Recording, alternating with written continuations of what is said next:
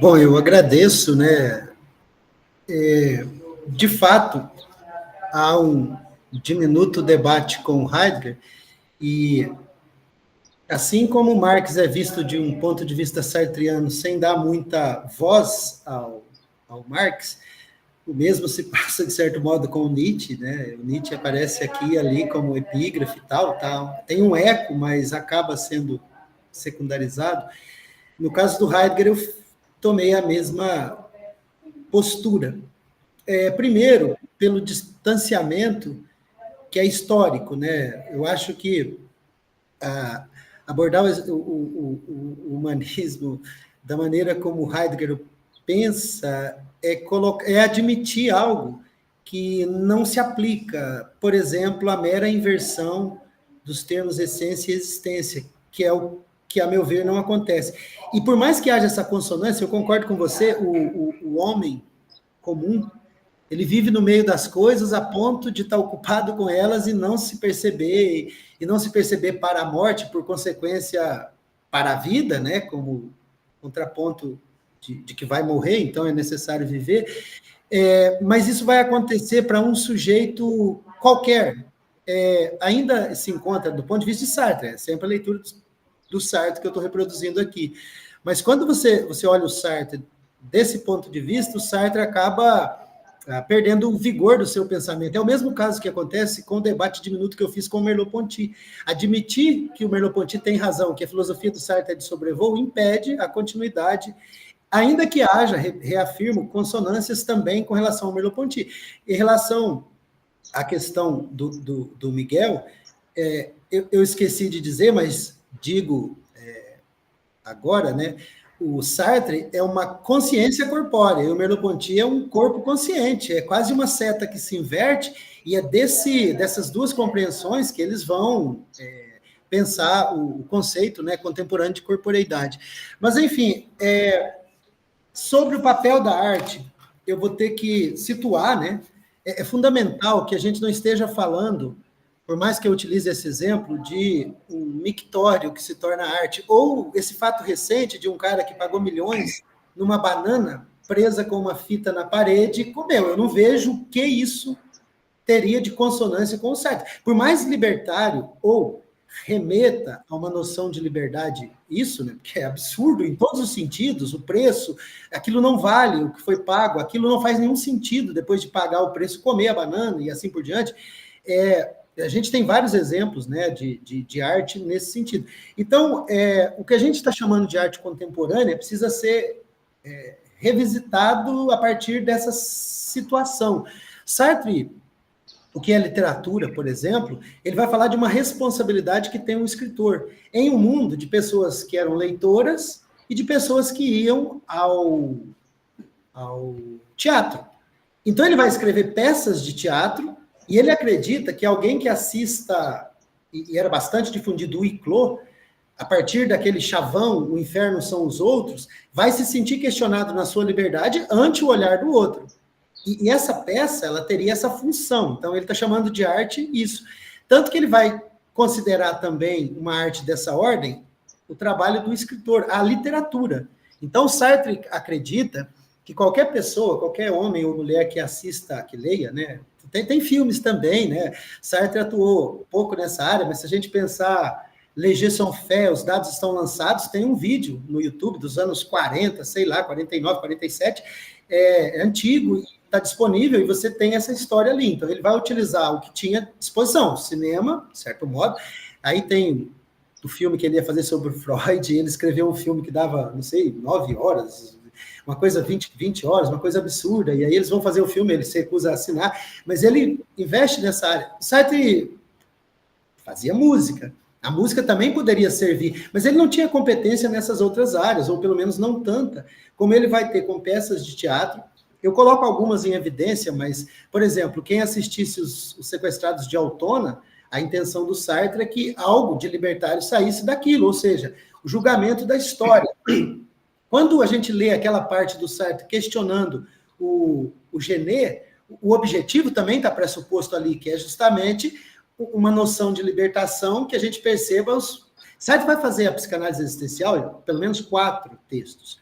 Um a respeito de Mallarmé, outro a respeito de Baudelaire, esse do Genet, e um quarto sobre o Flaubert, que é infinito e não aprontou, mas, enfim, ali ele leva até o extremo, né, de analisar uma existência de 2 meses de idade até a morte, e no método progressivo, regressivo, etc. Então, o que Sartre está tentando é estabelecer um modo de contornar o paradoxo que é a imposição da liberdade. E aí vai ter uma função muito prática na sua filosofia, na sua doutrina, a arte, mas é uma arte que é dita de maneira genérica, mas que não se aplica, por exemplo, à poesia. Porque, por exemplo, os poetas supracitados, o Mallarmé, o Baudelaire, o próprio Flaubert, e de certo modo, isso eu tentei mostrar só com o Genet, eu tentei aprofundar a partir de uma peça de teatro maravilhosa, né, o Balcão, mas o objetivo é justamente mostrar isso, mostrar que, sim, a arte é um caminho, mas não qualquer arte, ou de qualquer maneira, uma arte que tem por pressuposto ser engajada. E aí a gente volta para aquele momento histórico em que Sartre entendia que o intelectual, né, os intelectuais, as mulheres e homens, têm, por obrigação, de ofício, de ser intelectual. E veja, isso é um pouco estranho, porque o Merleau-Ponty não era intelectual, era professor de filosofia.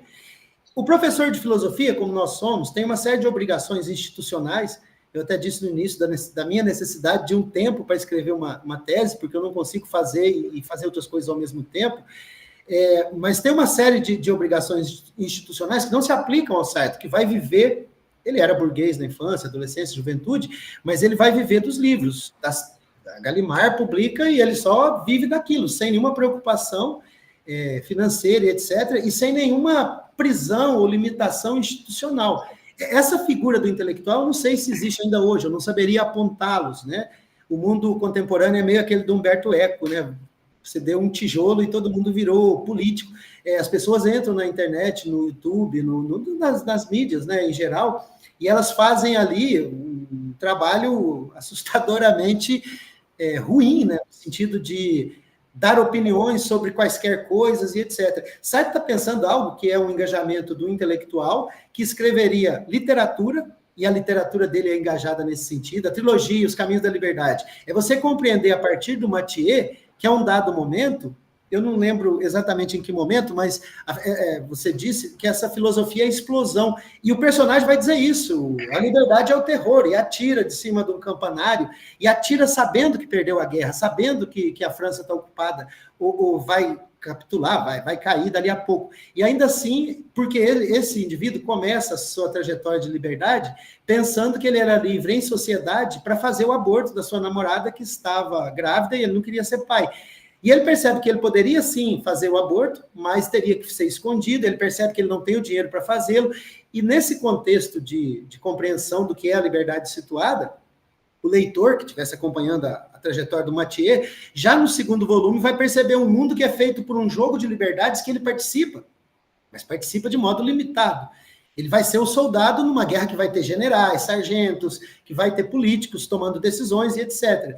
E ele tem opções, ele é livre para se jogar da ponte, essa é a ideia dele, né? Ele vai lá Pont-Neuf, em Paris, para se jogar de lá, com a água correndo ali.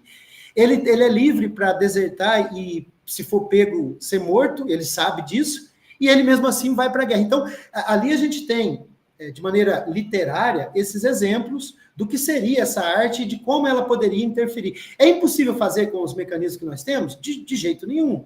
Né? Eu não sei como, é evidente que isso cabe aos artistas contemporâneos, mas talvez a banana presa com a fita silver tape não seja esse tipo de arte ao qual o Sartre está pensando, né? Em propor algo, né, que tenha que ver com libertação. E aí eu vou direto para a frase que você achou estranha. Nós somos liberdade para nos libertarmos. Isso ocorre de uma oposição que vai acontecer na filosofia do Sartre, e que não é evidente no Heidegger, entre ôntico e ontológico. Porque para Sartre, e Sartre dá esse passo em relação ao Heidegger, o que permite ele falar de indivíduos, ou Luciano, e não o Dasein que habita em mim e escolhe ou tem determinados determinada. Em Sartre, não, é a consciência intencional e a consciência pré-reflexiva. Então, quando se fala do Nietzsche, voltando aqui a algo que eu já falei no momento lá do Miguel, quando se fala do Nietzsche como um corpo consciente, e a consciência está lá na ponta do dedinho, isso é exatamente, ipsis literis, o que Sartre entende de consciência corpórea, porque é pelo corpo que a consciência vai ter o seu objeto intencional, seja ele qual for. Ele pode ser do âmbito da memória, mas ele é totalmente do âmbito da sensibilidade, da presença ao mundo e etc. Só que há um processo de constituição de sentido, e nesse processo de constituição de sentido, a liberdade atua. E ela atua sem o saber. Então, o texto mais difícil que eu trabalhei, o meu objetivo é publicá-lo em francês, ele já está em processo de ser traduzido, é aquele quarto capítulo, né? Quando eu lanço justamente essa tese, que é uma tentativa de mostrar a liberdade como aquilo que atravessa, como o Dasein seria lá no Heidegger, o modo de ser humano no mundo. Agora, isso não significa em absoluto que nós nascemos livres. Há um passo entre o processo ontológico que, enquanto ser, e eu só posso sê-lo cumprindo essa obrigação do meu ser de me escolher. Isso é muito evidente fenomenologicamente, mas é muito evidente no plano ôntico. E Sartre propõe, metodologicamente, ele diz algo mais ou menos assim, lá no Ser e o Nada. Se eu quero saber o que é o homem e o que é o mundo, não importa qual conduta humana eu analise, eu posso, através da análise de qualquer conduta humana, saber o que é o homem, o que é o mundo e a relação que os une. Então, esse pressuposto metodológico faz com que, em Sartre, a passagem do plano ôntico ao ontológico se dê de modo muito natural, digamos assim. É o Sartre falando do em si e, de repente, inserindo um exemplo de um jogador, ou o exemplo da mulher, né, e de má fé, ou qualquer outro exemplo, e tem uma dezena deles. E isso vai acontecendo também na literatura, isso vai acontecer nesse teatro, que é essa tentativa de contornar a nossa alienação, que é natural, porque todos os homens e todas as mulheres, e isso às vezes se esquece em relação a Sartre, isso se esquece em relação, às vezes, ao marxismo, né? Eu uso essa frase, é como se nós já nascêssemos com uma carteira de trabalho ou uma cartola. Porque, de certo modo, é isso a situação, é um tipo de determinação. Só que é uma determinação da liberdade, o que explica exatamente aqueles que não se submetem, as exceções, mas explica também o próprio movimento da história, porque, efetivamente, é um ato livre se submeter a ir para a guerra e não fugir, ou não se jogar no mar e se matar. E Sartre tem sempre a seu favor esse tipo de argumento. Então, nós estamos num ambiente de um mundo que, ontologicamente, é constituído pela liberdade. Eu volto lá ao momento inicial, acho que quando eu ainda respondia ao Adelmo, em que eu falei ali que existe, sim, uma constituição mundano-concreta que faz com que a liberdade absoluta seja o princípio do próprio mundo. Porque, se não for escolha humana, a gente não tem como explicar o porquê que o mundo é desse modo. Né? Tudo é em função do que nós somos. Mas isso está presente no Heidegger? Sim, mas não está presente no Heidegger como possibilidade de eu descrever o Pedro. E o Sartre quer partir desse Pedro, dessa consciência intencional, situada de modo absoluto. Né? Ele tem um texto muito bom de um autor francês, chama Gerd Zille, e ele mostra que Sartre tinha algumas convicções pré-teóricas. E uma delas a gente vai encontrar num outro momento do Sartre, quando ele tem um contato inicial com a fenomenologia, em que ele acredita, né, quando Raymond Aron esse é um fato conhecido da história do Sartre, Raymond Aron lhe diz que se você estiver fazendo fenomenologia, você pode falar sobre esse coquetel de abricot, e ainda assim você vai estar fazendo filosofia. E Sartre entende isso no sentido próprio de uma filosofia realista. Isso distancia também do Heidegger, a ponto de suas primeiras críticas ao Russell ser porque ele detecta um certo, ele chama assim, idealismo decidido em Russell, o que efetivamente é o projeto husserliano, mas ele se distancia disso. E nesse sentido, voltemos à frase do liberdade para se libertar. Essa liberdade, ela só tem um modo de adentrar o mundo, que é o processo pré-reflexivo. Só que Sartre, diferentemente do Heidegger, Me parece que insere tempo, e, bom, eu já pelo menos dei uma explicação muito superficial e uma escolha muito pessoal de não trabalhar o texto em que o Sartre é bastante criticado, mas eu não fiz isso apenas com relação ao Heidegger, né? Eu evitei o Foucault também nesse sentido, eu evitei o próprio Merleau-Ponty, botei uma frase e outra para não criar esse tipo eu não saberia nomeá-lo, mas enfim, para não ficar provocando meramente, porque o objetivo mais amplo do texto era trazer o Sartre, a tese, a doutrina, seja como for, da liberdade para a contemporaneidade, muito mais do que prender a esses debates que são localizados. O Sartre com o Heidegger, o Sartre com o Merleau-Ponty, o Sartre com o Husserl, o Sartre com o Heidegger, o Sartre com o Nietzsche, ou o próprio Marx, ou seja, quem for, porque, claro, ele vai fazer um caminho que esbarra nesses limites, como aquele jogo de pinball, né?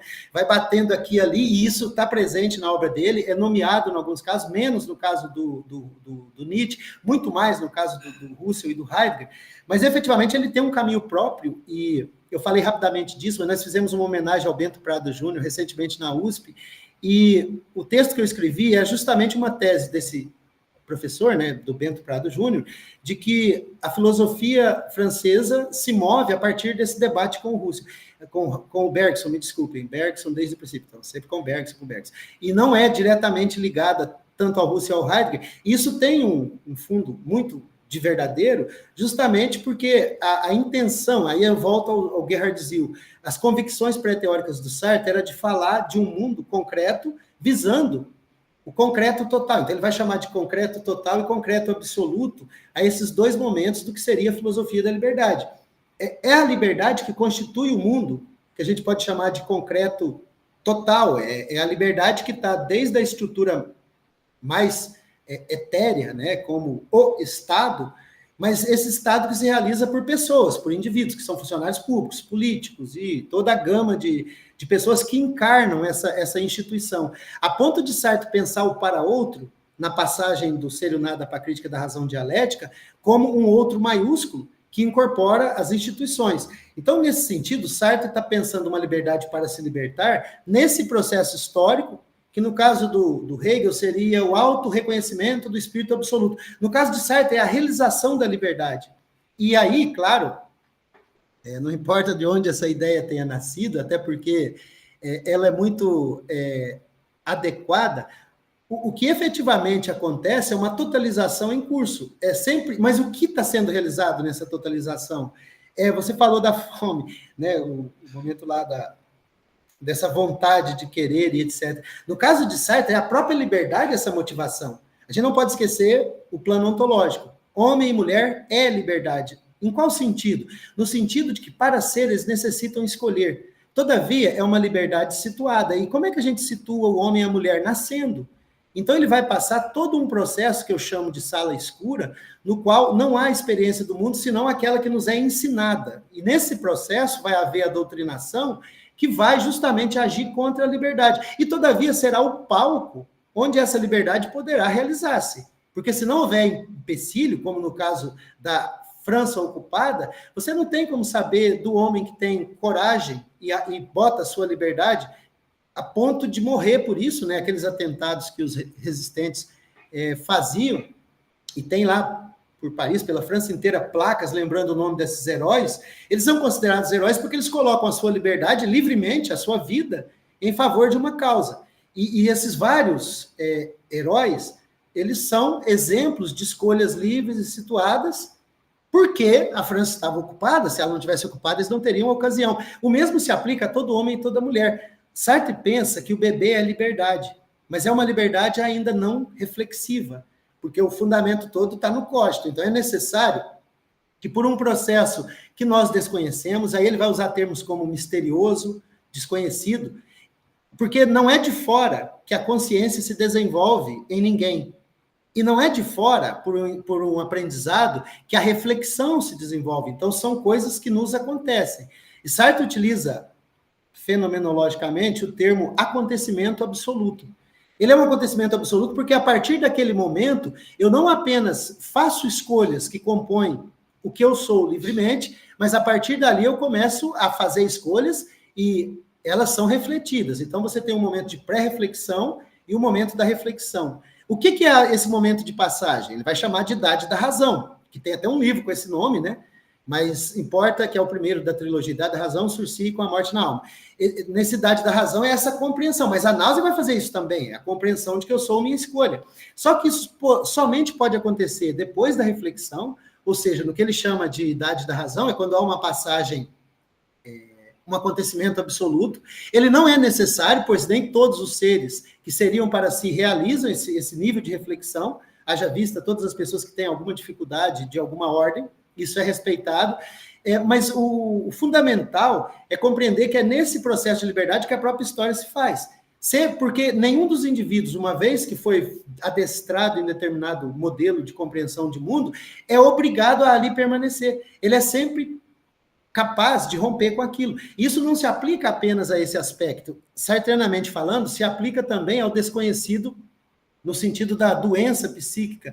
A descoberta de que sou ludopata, que é o exemplo que eu uso no longo do texto, que é o exemplo do Sartre, do jogador, é necessário sempre pensar que há uma liberdade por detrás do ser jogador, que a um dado momento se revela como problemática ou doentia. Mas serão outros a dizer nesse mundo, onde a pessoa joga, perde dinheiro, é nesse mundo que isso faz todo sentido. E quem estabeleceu esse mundo onde há jogos? A inventividade humana também. Então, não há determinação, a liberdade permanece absoluta ontologicamente, no sentido de constituição de mundo e de ser si mesmo, e permanece também absoluta na ação mundana concreta. Porque por mais que eu tenha uma série de constrangimentos externos para acreditar em Deus e frequentar uma igreja, será da minha escolha situada dizer não a isso e afirmar em alto e bom som, eu sou ateu.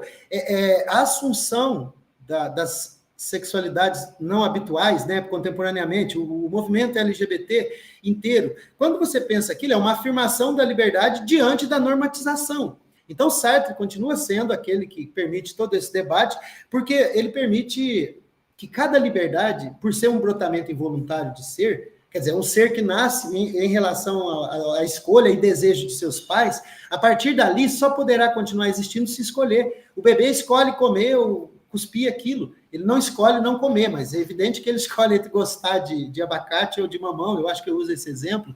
E Sartre pensa isso como escolhas de ser, que estão situadas num plano de consciência que não é reflexiva ainda. Porque não há uma reflexão do bebê quando ele faz suas escolhas. Mas de fora, os adultos estão, como lá em Wicklow, determinando essas escolhas e fazendo delas caráter. E assim você diz, essa criança é viada e agora eu tenho homem homossexual. É assim que se diz, essa criança é negra no período da escravidão e agora eu tenho um escravo adolescente. Essa ideia de uma determinação que vem do olhar de fora, e ela não está embutida nessa liberdade. Por isso, o negro escravizado permanece liberdade, mas se ele está a ferros, liberdade para se libertar. E Sartre diz, não é a liberdade estoica, a liberdade de pensamento que eu estou acorrentado e me imagino num reino de liberdade, onde eu estou surfando. Trata-se da liberdade de fato. Sartre diz, se o preso está acorrentado, ainda lhe sobra a tentativa de morder o seu aprisionador e tentar escapar. Então, é essa tentativa prática de realizar a própria liberdade. Nesse sentido, a própria tentativa de utilizar uma terminologia que não é adequada, essa tentativa da liberdade de se adequar à liberdade. O que define se a gente deve usar homens e mulheres ou o homem? É o tempo, os objetivos do que quer ser dito. E isso interfere diretamente nessa liberdade situada, ou seja, é consequência do quê? De uma demanda que não advém senão da escolha livre de mulheres que, a um dado momento, exigem, né, como faz a Simone de Beauvoir. Ela, no Segundo Sexo, em debate com Sartre, vai mostrar, para além do marxismo, é importante dizer, que o ser mulher é deduzido a partir do ser homem, que já são deduções daquele ser para si, que o Sartre apresenta como único, universal e aplicável a todos. A mesma crítica caberia se fosse o Dasein. Existe um Dasein e um Dasein secundário, que é definido mundanamente, concretamente, a partir... ou vontade, que se chame vontade a isso, mas ainda assim é necessário que de fora essa vontade seja determinada. Tanto que ela é uma vontade que vai ter nome a partir do olhar alheio e da própria situação. Então, nesse contexto todo, a transformação ontológica não se trata a meu ver, né, para a gente usar uma terminologia medieval, não, mas o Sartre tem, né, esse embate, tem momentos ali assim, mas quando eu digo da liberdade para se libertar, é a descrição da condição humana. Ou seja, nós somos deuses faltados. Isso faz parte da doutrina, isso é a tese. Nós somos projeto em realização que nunca se realiza. Porque quando eu termino o doutorado, a impressão é que eu estou pronto. Mas eu só continuarei sendo professor se eu fizer a trajetória. Agora eu chego à titularidade, é o meu objetivo, mas eu não estou pronto. E enquanto eu for professor, eu preciso continuar sendo professor livremente, escolhendo o selo para continuar sendo. Então, o processo livre de constituição de meu ser. Agora, o que seria a libertação nesse processo? Algo da mesma ordem. É necessário que a pessoa, em sua situação, a partir, claro, de um projeto futuro e não da agrura presente, certo? Não acredito que a agrura presente, o sofrimento presente seja suficiente para se sonhar um mundo diferente, mas as pessoas podem sonhar a partir de si mesmas um projeto diferente. Isso se aplica ao caso do jogador, ao caso do obeso, a casos bem práticos e diretos, mas isso se aplica também a um projeto existencial. A conversão, no caso, é quando Sartre, eu uso num outro momento, né? Mas é quando Sartre ele propõe a possibilidade de você se dar conta de que a sua libertação é também a libertação do outro, da outra. E quanto mais nos encaminharmos para aquele princípio de libertação de todos, em qual sentido? Em todos. Porque é necessário, sim, que as pessoas sejam libertas da miséria, da ignorância. E isso tem... Mas é necessário também que elas se libertem de religiosidades, sobretudo essas contemporâneas. Que se libertem dos jogos que são ofertados, que se libertem desse poder que a mídia tem, de você ter que aparecer sempre passeando as mídias, né, as redes sociais, sempre feliz, sempre...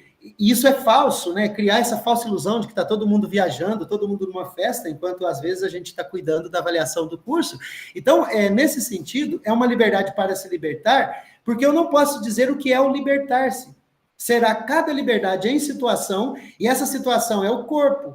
A liberdade para uma pessoa obesa é um banco maior, que talvez para mim não tenha importância nenhuma, mas a minha liberdade demanda que outras pessoas convivam com isso. Por isso, voltando lá ao início, não cabe liberdade absoluta no sentido eu falo o que eu quero.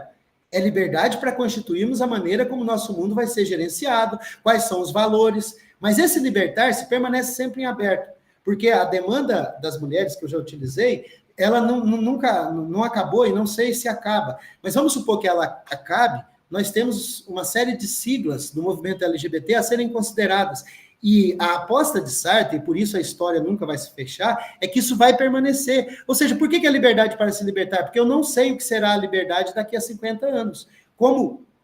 E aí eu chamo a experiência os senhores, né, porque todos têm um pouco mais de idade do que eu, pouquinho, mas tem. Eu completo 50 anos em fevereiro do ano que vem, mas a gente percebe isso, e a gente não percebe isso só no campo material. Sartre pensa isso, para usar um termo diferente do Marx, mas a serialidade, né? A serialidade é a maneira como ele pensa esse em si, que ao mesmo tempo nos determina. E vocês, como eu, devem ter notado, eu sou de uma época que eu fiz datilografia, eu tinha orgulho eu perdi esse diploma, de datilografia, em que eu consegui em 1 minuto bater 100 vezes, escrever assim. Aí depois aparecem os primeiros computadores. A primeira vez que eu toquei no computador, eu já tinha 14 ou 15 anos. E hoje, percebam, né, o quanto isso muda as relações, muda o próprio mundo. E é uma invenção humana, né, que a gente tem uma certa liberdade de participar. Eu digo certa porque você tem que abrir mão de um monte de coisas se você não quiser, se você for aquele purista que não quer o smartphone, ou que não quer... Enfim, a gente tem amigos que se recusam, mas aí você tem uma vida limitada, socialmente a vida acontece nessas redes sociais, então você se limita, e assim por diante, você é menos conhecido, etc. E existem ganhos que cada um, de maneira situada, escolhe. Existe uma força de coação social, é claro, existe, e isso tudo não é desconsiderado. O que Sartre diz é o seguinte: considerem que em todos esses processos há liberdade, e é a liberdade que faz com que essa amiga que a gente tem ainda só use aquelas mensagens SMS e se recuse a ter qualquer rede social. Eu tenho passado um tempo assim também, na época do Facebook ainda, mas depois voltei, tenho meu Instagram e tal, justamente por esse processo histórico.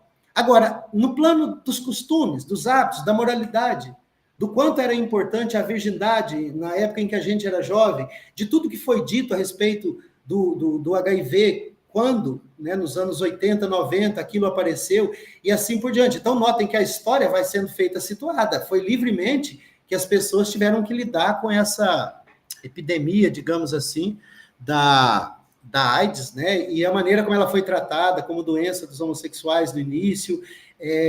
Mas haviam pessoas que se recusavam a definhar e faziam grandes festas e se drogavam o suficiente para morrer, um ato livre de libertação do próprio sofrimento existencial. E tem até um filme que eu assisti, mas enfim, são vários os casos, né, dessas festas, né, que eram despedidas, e isso é um ato livre, situado, e que ensina algo, né? A gente pode. Por que o debate não avança para o âmbito da eutanásia ou do aborto legal e assim por diante? Porque existem princípios que foram invenções, que estão fundadas em livros que foram inventados e ainda assim tem esse valor. Então, o Sartre ele permite esse plano ôntico se tornar quase a banalidade da vida. Então, os textos do Sartre aparecem recheados de exemplos coloquiais, de coisas desse sentido, que tornam sua filosofia mais palatável.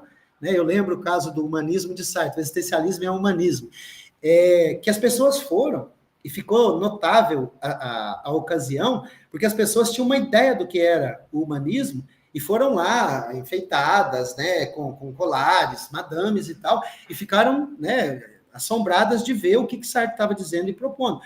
Esse relato ele é importante para pensar isso, é a liberdade de novo situada, a liberdade de achar que o existencialismo tem determinado plano, e o plano dele ser tão diferente. Mas eu acho que perde, não só em relação ao Heidegger, o meu texto, perde não aprofundar essas temáticas, ainda que elas sejam divergentes, ou que haja pequenos detalhes, ou que hajam esses ecos que estão ali e parece que torna tudo igual, mas ao mesmo tempo tudo diferente. Então, o Sartre tem essas características com mais de um autor, né? Porque na prática o que ele fazia era essa aproximação, e é uma aproximação crítica, em que ele chama o autor para o seu terreno, aproveita aquilo que lhe serve, e ele vai fazer isso, segundo Gerd Ziel, ele vai fazer isso desde o início. O Gerd Ziel vai mostrar isso da aproximação dele com o Russell, o seu afastamento, mas vai explorar também a aproximação que ele tem do Hegel, do Kojève, depois do seu afastamento, o próprio marxismo, falamos um pouco disso aqui hoje, e o seu afastamento, e assim sucessivamente. Então, ser liberdade para se libertar é uma consequência do paradoxo de ser da condição humana, muito mais do que um mero trava-língua. E isso se aplica, reafirmo, ao que você falou a respeito da decisão de trabalhar 6 dias e ficar um sem trabalhar, ou 7 dias trabalhando, ou 5 dias, ou 3 e 4, ou 2 e 3, ou seja lá como for. Sartre ele não tinha essa preocupação para construir a sua vida, ele tinha o ócio e a condição bem alimentada, aquela lá do Descartes, lá das meditações, né?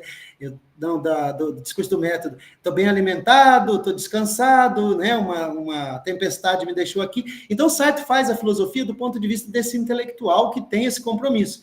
O que não se aplica exatamente ao professor de filosofia, né? Que isso seria a figura do Merleau-Ponty, mas que tem essa obrigação social de ser o fomentador dessa liberdade. E ele faria como? Através da literatura e do teatro, conforme eu disse, mas isso é muito situado, né? Então, não dá para ir muito além a respeito de tudo de interessante que você falou a respeito da arte. Eu anotei mais alguma coisa que eu queria comentar, tá de cá, por isso que eu não estou achando. Se a gente fosse utilizar a noção de vontade, há sim um querer, uma vontade de liberdade. Só que essa vontade de liberdade precisa ser despertada. Então, o paradoxo não está meramente na frase liberdade para se libertar, mas está ligada à condição humana que sempre quer, né? Quer o quê? Ele vai ter que dizer o quê? E ele vai dizer isso do ponto de vista da sua liberdade. Então, peguemos aqui um exemplo bizarro, as pessoas que se penduram.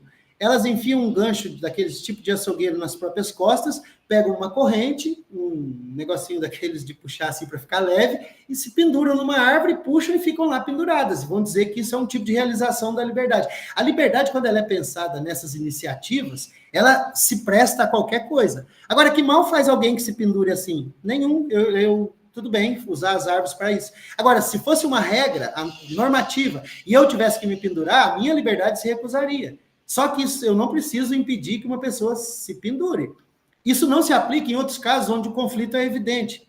O homossexual, a pessoa LGBT, elas são liberdades e essa liberdade tem que ser respeitada. E aí as leis entram nesse campo. Então é uma coisa muito prática, direta, e que, por mais que tenha um aspecto de niilismo, porque a liberdade vai ter que ser construída, o problema é que você nunca tem um passado vazio, ele é sempre preenchido, nós sempre já nascemos com o passado, e esse passado se amplia até o meu nascimento, e eu tenho que dar conta do meu próprio nascimento, eu explorei isso no texto, só que ao mesmo tempo, como eu sou brasileiro, a história do Brasil, e como eu sou humano, eu tenho que saber lá das eras, né, que a inventividade humana estabeleceu, a partir de evidências do em si, do período lá, dos dinossauros e etc., e permaneço com a pergunta ainda não respondida, do princípio da vida, sem saber, e vou ter que livremente dizer o sentido da minha existência.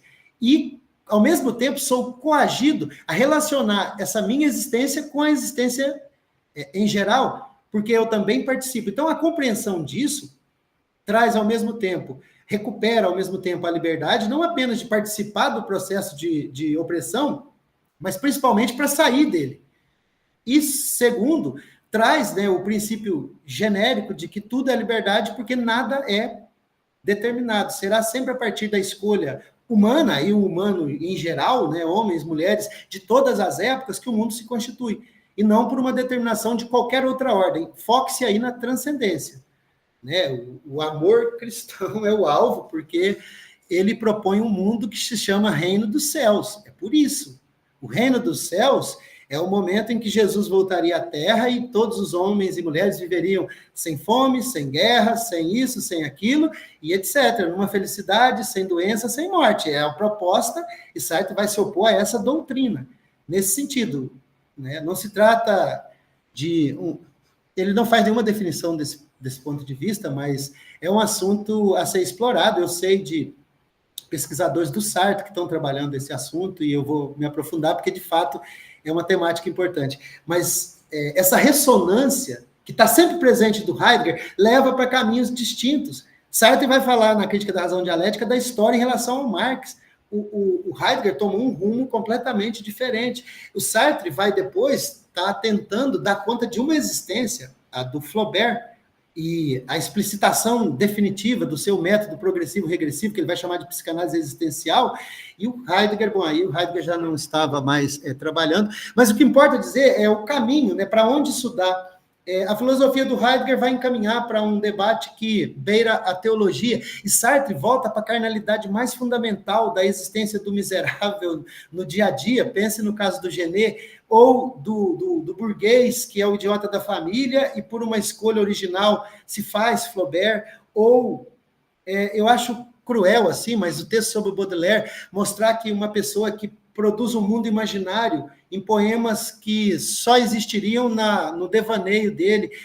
Enfim, todo esse processo do Sartre, e eu incluo aí as visitas que ele faz a países, toda a sua atuação política, etc., tem sempre esse foco, a libertação, mas a libertação do quê? Da própria liberdade. É essa frase que faz sentido, se você quiser uma definição mais genérica do que seria essa filosofia da liberdade. É o processo contínuo, ininterrupto e definitivo, porque não há fim da história para Sartre. A crítica ao comunismo é isso, é o fim da história. A crítica ao reino dos céus é isso, é o fim da história. E se o capitalismo é insuperável mesmo, ainda que ele tenha mostrado historicamente que ele passa por fases e muda, mas se ele não é superável, é o fim da história. Se nós estamos fadados a ter super ricos e um montão de miseráveis, a ter países ricos e países em desenvolvimento, mas com pessoas sofrendo e passando fome, e agora o sofrimento é meio generalizado, a gente também não pode se sentir os mártires do mundo, né? Mas efetivamente na América Latina e na África isso é mais visível. Mas se a gente tem isso, a gente precisa admitir, e isso seria o objetivo final do Sartre, com respeito ao homem que faz a história e não se reconhece nela, seria necessário admitir que nós estamos escolhendo esse mundo e fazendo esse mundo ser desse modo.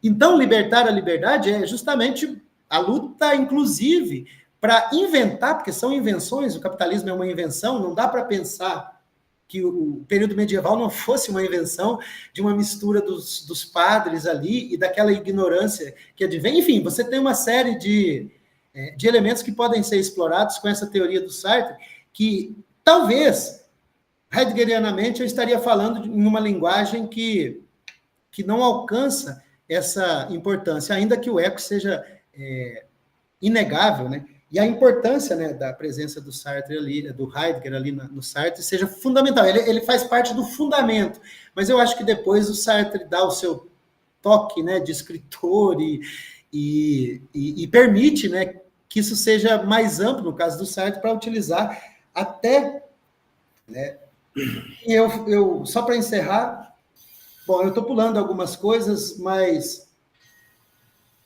não é o caso de viver apenas Eu para... me dou por satisfeito já, Luciano, e percebo que Sartre, propriamente, embora seja contemporâneo, a arte moderna e também contemporâneo, parece que ele não se interessa muito, né? Pelas transformações que as artes plásticas, a própria escultura, tudo que sofreram e que refletem o nosso mundo, a arquitetura também, né? Mas ele não tem muito esse interesse. Por outro lado, também só apontar uma coisa aqui, talvez esse chamado segundo Heidegger possa ter um diálogo mais fluido com Sartre do que propriamente a analítica existencial de Ser e Tempo. Embora ali as coisas sejam muito evidentes, né, que, pelos temas e tal, mas o habitar, as questões mais contemporâneas que Heidegger vai tratar, como a questão da técnica, e a crítica ao capitalismo que o próprio Heidegger faz, tudo isso poderia contribuir bastante. Mas eu estou